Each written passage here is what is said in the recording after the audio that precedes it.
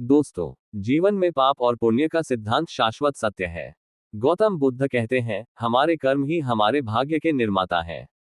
अच्छे कर्म से पुण्य और शांति मिलती है, जबकि बुरे कर्म हमें दुख और अशांति की ओर ले जाते हैं। बहुत समय पहले कौशाम्बी नगरी में रूपक विलास नामक एक धनी व्यापारी रहता था। उसके पास अपार धन संपत्ति थी, लेकिन उसका मन लोभ और अन्याय से भरा हुआ था। वह छोटे व्यापारियों और गरीब किसानों का शोषण करता, उनकी जमीनें छीन लेता और मानता कि धन ही सबसे बड़ी शक्ति है। उसकी पत्नी सुवर्णा धर्मनिष्ठ और करुणामयी थी।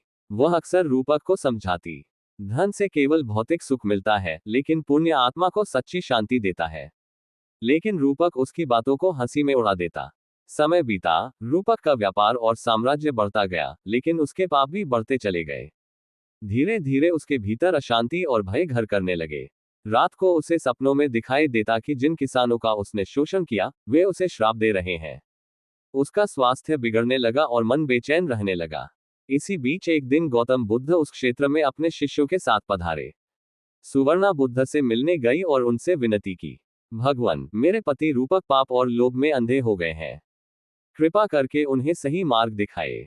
बुद्ध ने करुणा भरे स्वर में कहा, हर प्राणी को अपने कर्मों का फल भोगना पड़ता है। पाप का फल दुख और अशांति है, जबकि पुण्य का फल शांति और आनंद। लेकिन परिवर्तन का मार्ग हमेशा खुला रहता है।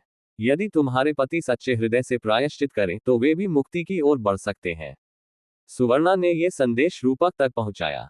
रूपक पहले तो हंसा, लेकिन जब उसकी हालत और बिगड़ गई, तो वह स्वयं बुद्ध के पास गया और रोते हुए बोला, भगवान, मैंने अपने जीवन में बहुत अन्याय किए हैं। क्या अब मेरे लिए कोई मुक्ति संभव है? बुद्ध ने शांति से उत्तर दिया, रूपक, तुम्हारे पाप भारी हैं, लेकिन हर प्राणी के भीतर परिवर्तन की शक्ति होती है। तुम्हें अपने लोभ का त्याग करना होगा, जिनके साथ अन्याय किया उनसे क्षमा मांगनी होगी और अपना धन जरूरतमंदों में बांटना होगा।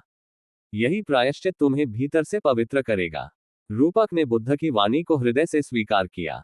उसने गरीब किसानों को उनकी जमीन लौटा दी, धन दान कर दिया और बुद्ध के उपदेशों पर चलने लगा। धीरे धीरे उसके मन से भय और पीड़ा मिटने लगी और उसे सच्ची शांति का अनुभव हुआ। उसका पुत्र सिद्धार्थ यह सब देखकर समझ गया कि जीवन में धन और शक्ति सब कुछ नहीं, बल्कि सत्य, धर्म और करुणा ही जीवन का वास्तविक आधार है। उसने संकल्प लिया कि वह अपने पिता जैसी गलतियां कभी नहीं करेगा और बुद्ध के मार्ग पर चलेगा। सीख, ये कथा हमें सिखाती है कि पाप और पुण्य का फल हर हाल में मिलता है। बुरे कर्म हमें दुख देते हैं, जबकि पुण्य कर्म हमें शांति और मोक्ष की ओर ले जाते हैं। बुद्ध का संदेश है, अपने कर्मों को पवित्र करो, क्योंकि कर्म ही तुम्हारा भविष्य बनाते हैं।